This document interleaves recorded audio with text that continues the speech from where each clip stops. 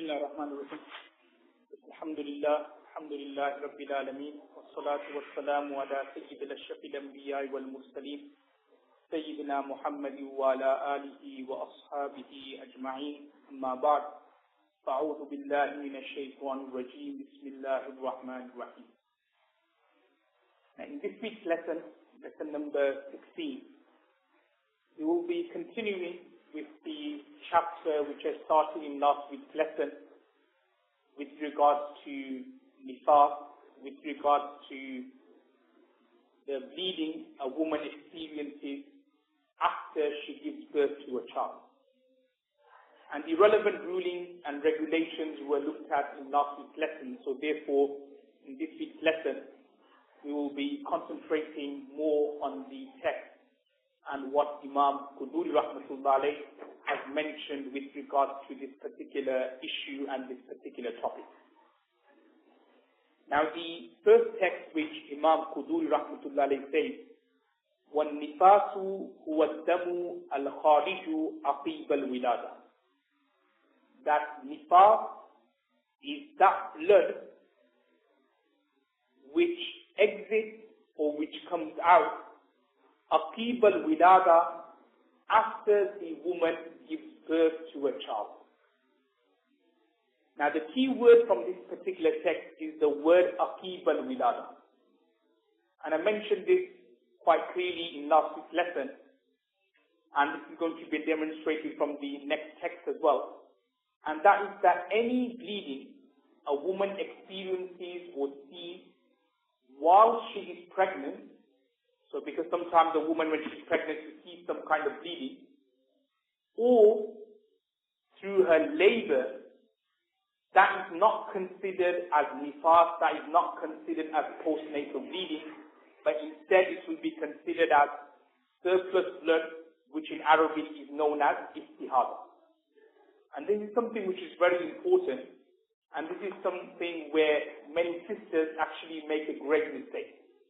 Many sisters think that as soon as their labor starts, as soon as their contraction starts, they think that, okay, I'm in the state of nifas now, and I don't have to read my namaz, and if it happens to be the month of Ramadan, I don't even have to fast. I mentioned this quite clearly last week that there may be certain occasions where a woman, she may be in her labor for, say, more than 24 hours. So throughout those 24 hours, she has missed 5 namazes. Okay, and that woman thinks that, oh, because I'm in labor, I'm not required to pray. So what happens is that she misses 5 namazes, she then afterwards gives birth to a child, but then afterwards she doesn't then do qaza for those 5 prayers which she has missed. And on the day of judgment, she will be questioned and asked by Allah subhanahu wa ta'ala, as mentioned in the hadith, that the very first thing which will be asked on the day of judgment will be with regards to your salah and your prayer. And if you are good in that, meaning that if you can answer Allah subhanahu wa ta'ala properly and correctly, that all your namazis and your prayers were intact, then the other questions posed by Allah subhanahu wa ta'ala and the journey in the hereafter will be far more easier. So this is something which is very important, that any bleeding which a woman sees while she's pregnant, that is not considered as nifas or postnatal bleeding. But when does nifas start? It starts when most of the baby starts coming out from the womb. So if just only a bit of the baby comes out, even then that is still not considered as postnatal bleeding. It's only when a large or most of the baby comes out, when the head, to say the upper part of the actual body comes out from the woman's womb and private part, that's when you will say that the bleeding she's now experiencing is considered as postnatal bleeding. Anything before that, even when a bit of the head of the child has popped out, even then, any bleeding which she sees, that is not considered as nifas or postnatal bleeding.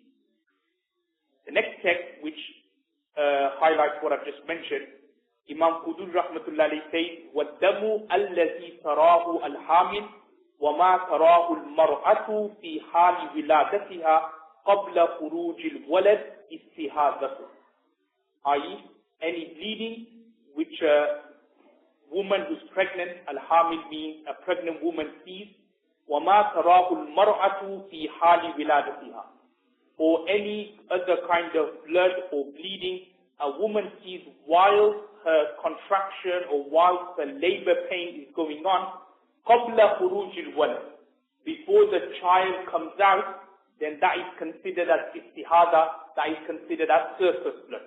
And we looked at this in last week's lesson, that something which is istihada, that does not prevent or prohibit or stop a woman from praying her salah and praying her namaz. She is still considered to be tahira, she is still considered to be pure and pak. The next text, Imam Quduri rahmatullahi says, وَأَقَلُّ النِّفَاقِ لَا حَدَّ لَهُ وَأَكْثَرُهُ 40 يَوْمًا وَمَا زَادَ عَلَى ذَلِكَ فَهُوَ إِسْتِحَادَةٌ. That there is no minimum limit of nifas, and the maximum limit of nifas is 40 days. 40 يوما is 40 days, and any other bleeding after 40 days is considered as istihada, is considered as surplus bleeding. So again, this is a principle which I looked at in last week's lesson. It's mentioned in a hadith which can be found in Sunan al-Daraqutni, in Mustadrak al-Hakim, and also of Sunan Abu Dawud, where Rasulullah sallallahu alaihi wasallam has said that the maximum length or the maximum limit of nifas is 40 days. So a woman, after she gives birth, the maximum she can be experiencing postnatal bleeding is for 40 days. Now the first part of the ruling which I've mentioned, there is no minimum limit. Now there's actually no hadiths which quite clearly say that Rasulullah sallallahu alaihi wasallam has said that there is no minimum limit of nifas or postnatal bleeding. However, it is a ijma or a consensus of the Sahabas and the latter day scholars that there is no minimum limit of nifas. Now what I mean by there is no minimum limit, it means that sometimes women, they can actually experience nifas for a couple of hours, and then afterwards their bleeding stops and that's it.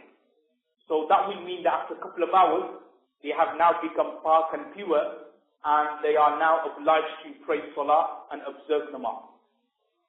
And there are certain examples which you can find in the books of fiqh, not in this particular book, but other books of fiqh such as Nur-i-Zat, where they actually say that sometimes, even though it's rare, but there may be some occasions where a woman, she actually gives birth to a child without any blood coming out.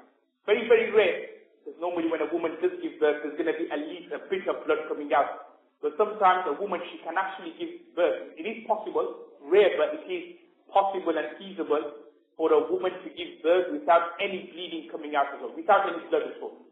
And if that is the case, then that woman would not be in the state of nifas at all. As soon as she gives birth to a child, then straight away, if it's like Maghrib Salah or Isha time, whatever, she will have to observe her Salah. So it is possible, even though it's very, very rare. Now the next couple of rulings which are mentioned in the text which we have in front of us is the ruling or the principles I've already mentioned before in last week's lesson, and we've also looked at it a couple of weeks ago when we were looking at the haid section, when we were looking at period blood. And I mentioned, very similar, that I mentioned that a woman who's experiencing postnatal bleeding, there may be two types of them. Either it is someone who's already had a child and she's already got a set habit. So when she gave birth to her first child, so the bleeding she experienced, say, was for 30 days. So the next time when she has a baby, her nifas and her postnatal bleeding will be for 30 days. However, just say for example, the next time she has a baby, she bleeds not for 30 days, but longer than 30 days, but within the 40-day maximum period. So just say for example, she bleeds for 38 days. So the ruling will be that the third time now when she has a child, her nifas or her adat or her habit is not going to be 30 days, but instead it will now be 38 days. However, if her habit was 30 days and when she gave birth to her second child, she was bleeding for more than 30 days and also for more than 40 days. So just say, for example, all the way up to 45 days.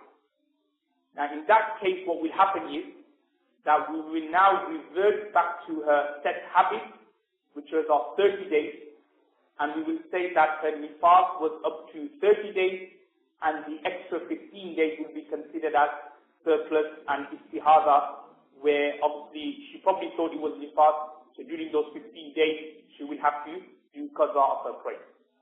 So these two rulings are being highlighted here by the author, where the author says, وَإِذَا تَجَاوَزَ الدَّمْ عَلَى الْأَرْبَعِينَ, that if the bleeding exceeds more than 40 days, and this woman has given birth before, or has given birth before, وَلَهَا عَادَةٌ فِي النِّفَاسِ, and she also has a set habit of nifas, رُدَّتْ إِلَىٰ أَيَّامِ عَادَتِهَا, and we will now revert back to her previous habit. And then he goes on to say, وَإِن لَمْ يَكُنْ لَهَا عَادَةٌ, that if she doesn't have a habit, meaning that if she's giving birth for the very first time, she's having a child for the very first time, then her adat and her habit will be 40 days, because the maximum period of postnatal bleeding is 40 days, so her habit and her adat for the very first child will be 40 days. Now this particular section then comes to an end by the author mentioning one ruling. And the author is saying that, just say for example, if a woman, she's giving birth to twins, so when will her nifas and her postnatal bleeding start from? Would it start from after the first child comes out, or would it start from after the second child comes out? And it's mentioned in the text that according to Imam Abu Hanifa, rahimahullah, and one of his eminent students, Imam Abu Yusuf, rahimahullah, they say that her nifas and her postnatal bleeding will start after the first child comes out. So after the first child comes out, then that's when the 40 days or whatever her habit is, 30 days, 35 days, will begin. Whereas Imam Muhammad, rahimahullah, and Imam Zufar, rahimahullah, who again is another famous Hanafi scholar, of the opinion that her nifas and her postnatal bleeding will start from after the second child. Now, to tell the truth, generally speaking, it's not going to make that much of a difference. Because when a woman does give birth to a twin, normally what happens is that she will give birth to the first one, and then in a matter of minutes, the second one will also come out. So it's not going to really make a difference. The only difference is going to be of 2-3 minutes. However, there are some occasions, again, you could say rare, where sometimes a woman, she may give birth, like one pregnancy. So the first child may, say, come out in 1 month, and then a couple of weeks later, or even a month later, the second child will come out. There have been some occasions or some rare scenarios or situations like that. So this is when you could say this particular ruling is more applicable. According to Imam Abu Hanifa, Imam Yusuf, rahimahullah, they say that when the first child came out, so it could be like a difference of 4 or 5 weeks, which obviously does make a large difference, because if, for example, the first child came out 4 weeks, say on the 1st of January, and then 4 weeks later the second child came, so as soon as the nifas of the first child finishes, that's it, that woman is considered pure and tahira, fast. She's obliged to pray salah. And then when the second child comes out, she doesn't have to go through her nifas again. Her nifas has already been done after the first child coming out. So she doesn't have to undergo the process of nifas again. Any bleeding which will come out, we will consider that to be istihaza and surplus bleeding, and she will still be obliged to pray her salah. However, Imam Muhammad, Imam Sufar say that no, you will have to wait for the second child, and after that comes out, that's when her nifas will start, that's when her postnatal bleeding will start. Now the next section which we are going to start is entitled Babul Anjat, i.e. the chapter with regards to impurity. Now this is a very important chapter and a section because, as we all aware, there are three things which is necessary before we can actually start our salah and start our namaz. The first thing is that we have to make sure that we ourselves are clean, that we are free from hadath akbar and hadath asghar, that we are free from any major impurities and any minor impurities. And that, when you look at it, was basically the theme from the beginning of the book all the way to now, because we discussed about wudu, we discussed about ghusl, we looked about tayammum. So all these things come under the ambit of minor impurities and major impurities. Then the next two things which we need to make sure before we start our salah and our namaz is that we have to make sure that there are no visible impurities or traces of impurities on our body and on our clothes. Because the same way, if we were to read namaz and salah without performing wudu, our namaz is not going to be accepted. Similarly, if we pray salah and we got some blood on our clothes, we got some urine or feces on our clothes or on our body, and then we go and start our namaz is not going to be accepted. So there are three things, both are necessary and important for the namaz to be accepted and for the obligation to be fulfilled. One is that we have to make sure that we do our wudu, we do our ghusl properly. Number 2 and 3 is that we have to make sure that our body is clean and also our clothes are clean. And it is the second part and the third part of the requirements which are needed for our salah to be accepted. We're going to look at it now in this section of Babul Anjat. Now before we look at the text in a bit more detail, there's a couple of things which we need to look at. Firstly, we need to look at the different types of najasa or impurity. And also, I'm going to then give you some examples of some type of najasa and impurities where it is impurity, it's najas, it's impure, but it's not clear-cut or it's not clearly evident whether it is impure, whether it is, say, najasa ghaliza or whether it is najasa khafifa. So I'll give you some examples of that. We can say like modern day examples of najasa ghaliza and najasa khafifa. Now the first section which we're going to need to look at is with regards to impurities, and as I've kind of indicated to you already, that there are two types of impurities. The first one is called najasat ghaliza, which basically means those types of impurities or najasa which is of a heavy type, which is of a dense type. And then najasat ghaliza is then further split up into two more categories. One is called mar'iyya and the second one is called ghair mar'iyya. Mar'iyya basically means those impurities which is of a heavy type, of a dense quality, which we can visibly see with our naked eye. Such as, for example, blood on our clothes, feces, those kind of things. So they will be examples of najasat ghaliza, heavy type of impurity, but mar'iyya, something which can be seen. And then the second type, or the second category of najasat ghaliza is called ghair mar'iyya, those impurities which are of a heavy and a dense type, but it is something which is not as clear or which is not as evident on our clothes. And the examples of that will be of alcohol and of urine. Because urine, fair enough, obviously, does leave a kind of mark on our clothes, but it's not something which is clear. It's something like where you have to probably need to look carefully at your clothes whether you've got urine on your clothes or not. Something like alcohol, unless it's something like red wine or something where it's quite clear, but just generally speaking, the actual wine itself or the actual beer itself, drips or kind of bits of that, if it falls on your clothes, you can't really tell from afar that you've got alcohol in your clothes, but instead you have to go near and see your clothes to see whether there are traces of alcohol, whether there are traces of urine or not. So they are known as najasat ghair mar'iyya, i.e. those heavy types of impurities which cannot be seen clearly on our clothes. And the first type is called najasat ghaliza mar'iyya, i.e. those types of heavy and dense impurities which can be seen clearly on our clothes, such as blood, such as feces, and so on. Now the second type of najasa, so that is one, najasa ghaliza, and then the second type is called najasa khafifa.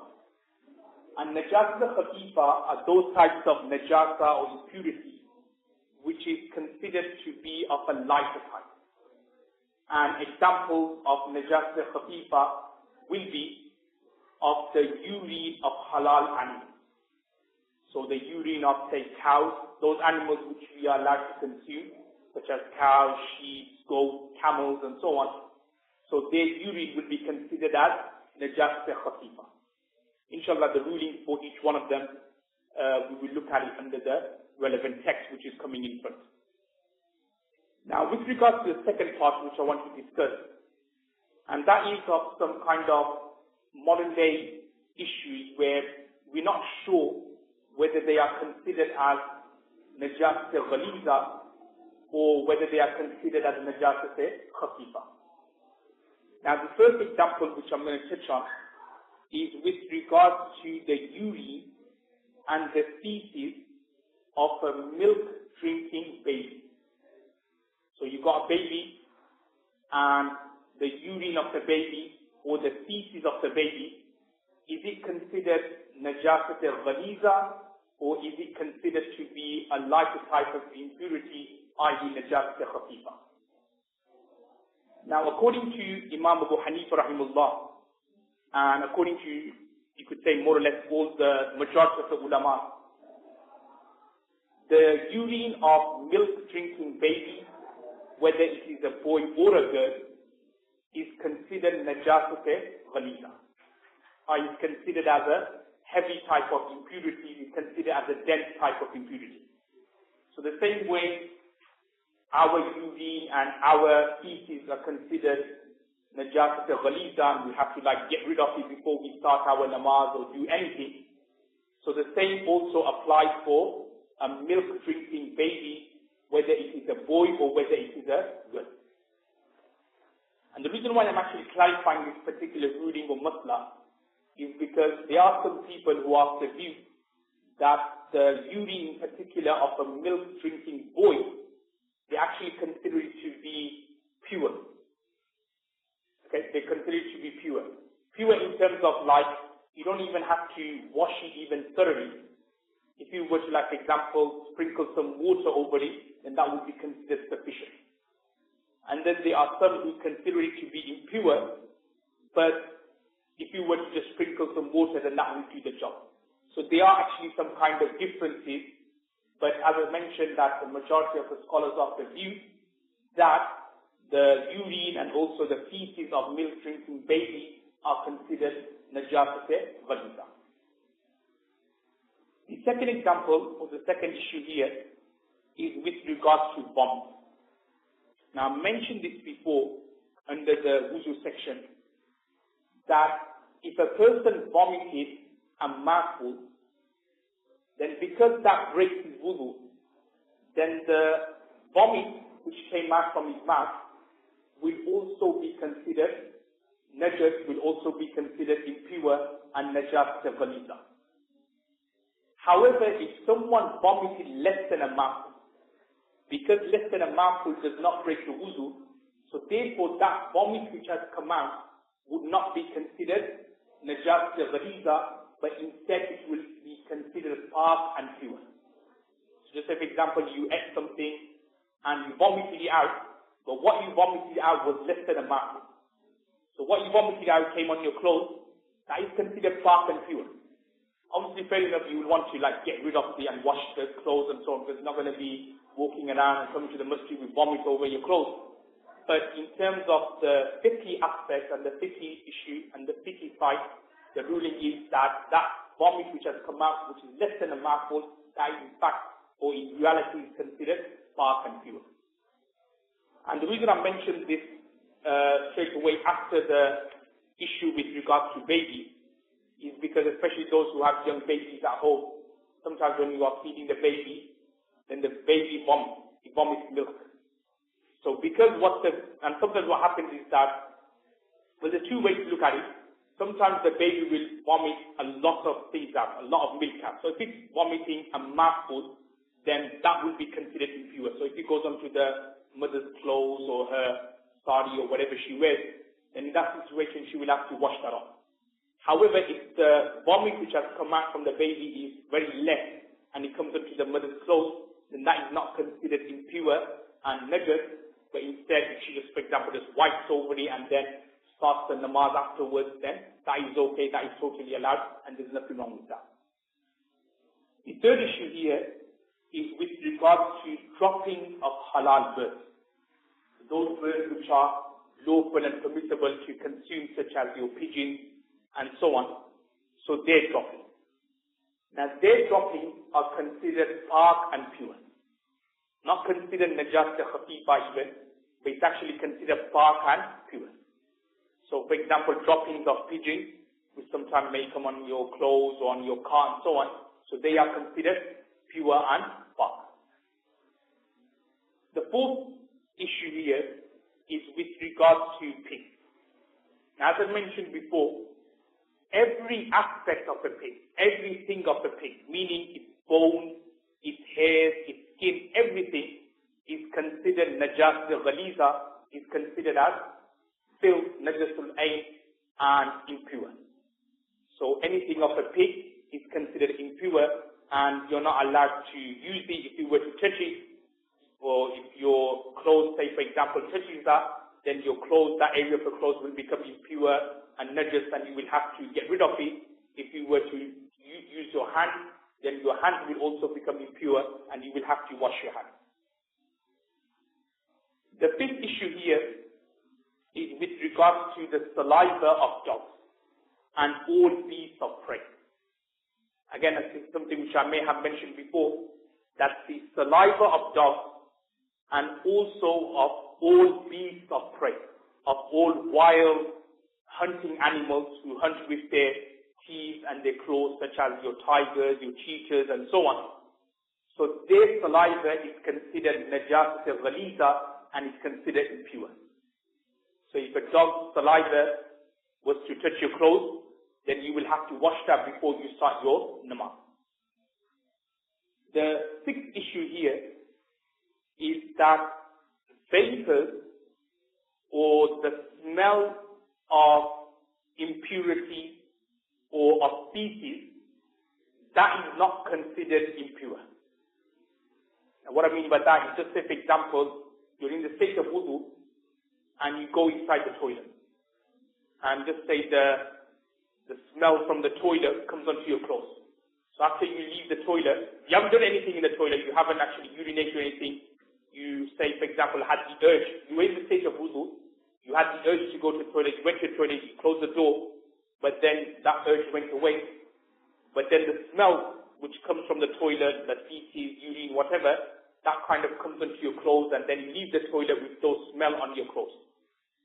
Now remember, the smell of something impure or the vapor of something impure which then comes into your clothes does not make your clothes impure and nafa. Okay, your clothes will still remain park and pure. The seventh issue here is that any insect or any kind of fruit worm, you call them, which comes out from an apple or from a pear or any other kind of fruit, then that is considered park and pure. I.e., the actual fruit itself will be considered park and pure. Okay, so any kind of fruits or any kind of insect which kind of comes out from an apple, then that is considered park and pure. Just because the fruit coming out from an apple doesn't render that particular fruit or vegetable to be impure. Especially some of the things which are sold in the markets and so on, some of the herbs or coriander, you'll see sometimes actually some insects coming out as well. So just because some insects have come out from that particular leaf or from that particular vegetable, it doesn't render that particular vegetable or fruit to be impure. The only time it becomes impure, or the only time it will be considered impure, is something which I may have mentioned before, and that is that if an insect was to come out from your private part. So say if an insect was to come out from your backside, then that insect will be considered like impure, and your wuzu will actually break because of that reason. Because of the hadith and because of the text which I mentioned, ma kharaja min as-sabilayn. Anything which comes out from the front and the back private part. So this includes like urine or feces. This includes, as I said, insects or anything which comes out from there, then your wuzu will also break.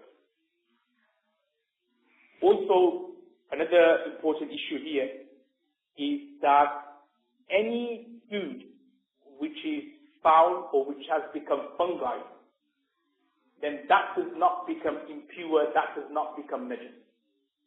So you've got, say, milk, say, for example, and you have left it out in the open for weeks and even months. If you imagine the smell which you will be able to smell afterwards. So if that milk was to, say, for example, fall on your clothes, then your clothes does not become impure and napak. So just remember, anything which is foul smells like food has rotten away or it has become fungi. If it comes into your clothes or your body, then your body does not become impure or napak. You don't have to wash that. So these are a few issues which I mentioned. And we're just going to look at the text for the next 5-10 minutes or so. The first text which Imam Quduri rahmatullahi states here under this particular section of anjas and impurity, he says, تطهير النجاسة واجب من بدن المصلي وثوبه والمكان الذي يصلي عليه. Which basically means that it is obligatory and wajib to get rid of impurities and najasa min badil musalli, from the body of the musalli wa thawbihi, and from his clothes. So the person musalli who intends to pray the salah, so he has to make sure that there aren't any impurities on his body, and he has to also make sure that there aren't any impurities on his clothes. Wal makan alladhi yusalli alayh. And it is also imperative that the place where he is reading salah, that has to be also clean and spark and pure as well. I'm just going to elaborate on this ruling of you have to make sure that the place is clean. What I mean by that is that you know the place where you're going to be standing and where you are going to be performing your sajda. So just say, for example, argument sake, this each musalla of a mosque, that is, decent amount of space for a person to stand and also observe and view his sajda. So what I mean by that is that this musalla area here, only that has to be spark and pure. So just say, for example, if a person is reading salah here, and then just say a couple of musallas down, there's some blood there. That's okay. Even namaz here is okay, will be correct. Why? Because where you are praying, that has to be clean, that has to be pure from any impurities and from any najasa. It doesn't mean that the whole mosque has to be clean from any impurities. It doesn't mean that the whole area or the whole house has to be clean from impurities, because that's going to be impossible. Because even in our houses, somewhere there's maybe sometimes like some places where there may be something impure there and we haven't realized. So that's impossible. As long as where you are standing and where you will be doing your sajda and you will be sitting down for your at-tahiyyat and for your tashahhud, as long as that area is spark and clear and clean, then that is sufficient and that is okay. The next text, Imam Quduri rahmatullahi says, وَيَجُوزُ تَطْهِيرُ النَّجَاسَ بِالْمَاءِ وَبِكُلِّ مَائِئٍ طَاهِرٍ.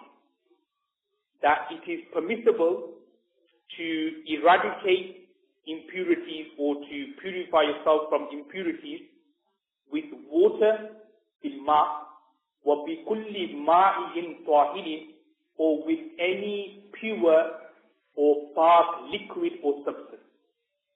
يُمْكِنُ إِزَالَتُهَا بِهِ, where it can get rid of the impurities, where it is possible to get rid of the impurities, such as كَالْخَلِّ وَمَاءِ الْوَرْدِ, such as rose water and khal, which means vinegar.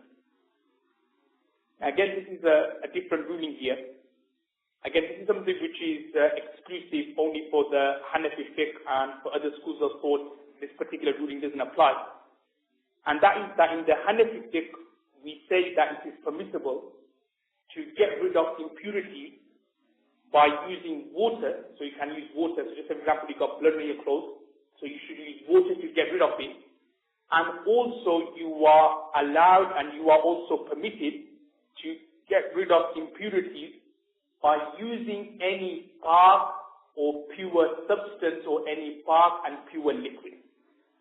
Now what I mean by liquid here, I don't mean liquid in terms of like very liquid or something. What I mean liquid here is that something, again, it has to be dark and pure, which has more or less the same qualities as water. But very importantly, this liquid which you are using, yumkinu izalatuha bihi. It is able and capable of getting rid of the impurities and the najas. And the two examples the author gives is of vinegar and rose water. Because vinegar is a dark substance, and vinegar is one of those substance or liquid which is powerful that it can actually eradicate and get rid of impurity and najas. So something like vinegar, that is allowed, and also rose water as well, so you can use that. Obviously, generally speaking, we tend to use water, and it is preferable to use water. However, if water is not available, but you have something like vinegar or rose water or any kind of saffron water available, where it does the job of water in terms of it gets rid of the impurities properly, then that would be allowed and that would be permissible. What would not be allowed is to say, for example, to use any kind of drink, cola, coke or something like that. That's obviously you can't use that because these kind of substances or liquids, it won't actually get rid of the impurities, but instead it actually makes the impurities spread. So therefore, things such as like fizzy drinks and juice and those kind of things, that would not be allowed. But something like vinegar or rose water, that would be allowed to get rid of impurities. The next ruling here, he also mentions, وَإِذَا أَصَابَتِ الْخُفْ نَجَاسَ لَهَا جِرْمٌ فَجَفَّتْ فَدَلَكَهُ بِالْأَرْضِ جَازَتِ الصَّلَاةُ فِيهِ.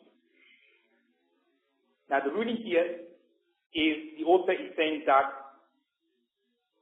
something which has a thick substance or something like a thick material, such as khuf, i.e. socks.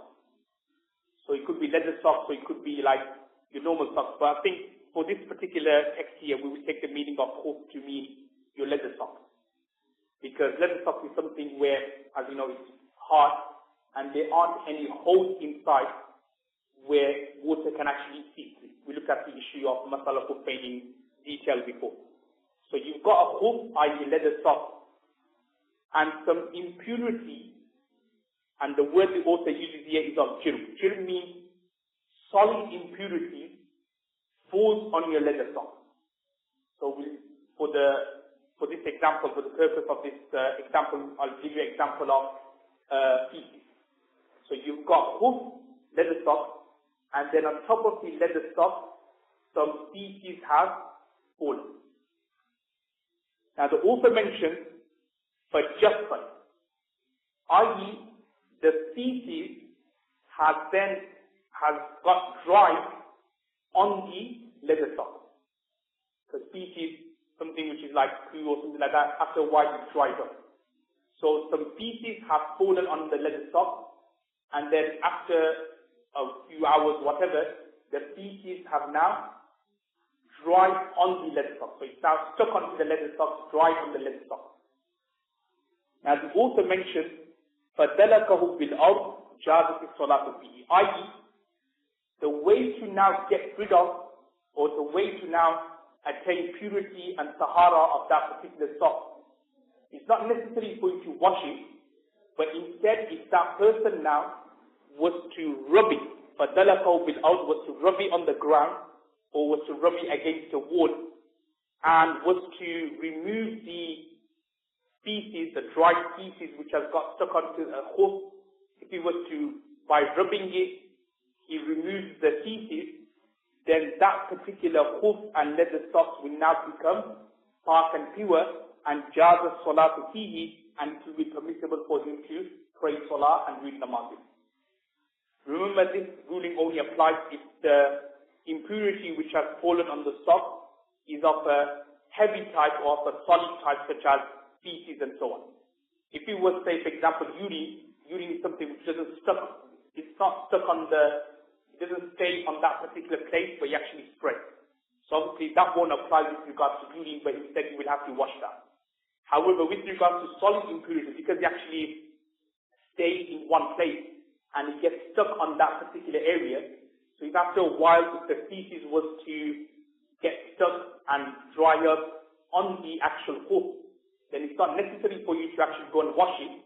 Probably more preferable to actually wash it, but if you didn't, but instead you kind of rubbed it against the wall or on the ground and you got rid of the impurities and the traces of the impurities, then that particular hoof and leather sock will be considered park and pure. And as we also mentioned, jaz as-salatu fihi, it will be permissible to observe salah in those hoof, i.e. that hoof will be considered park and pure. Inshallah, we'll just leave it there for this week, and that's when we'll see what the interactive one has been said. Wa that one, alhamdulillah. If brothers have any questions, that's cool. Regarding the baby, if you have a baby with you, and inside the napkin they come with the toilet, and then you haven't repeated the foul smell afterwards. Yes. The toilet, your foul smell. No, that would be okay. As I mentioned, as long as no signs or trace or asar, you say in Arabic, of the impurity comes onto your clothes. So your clothes will be considered park and pure. And as I mentioned already, like any smell and so on which comes onto your clothes, that will be considered park and pure.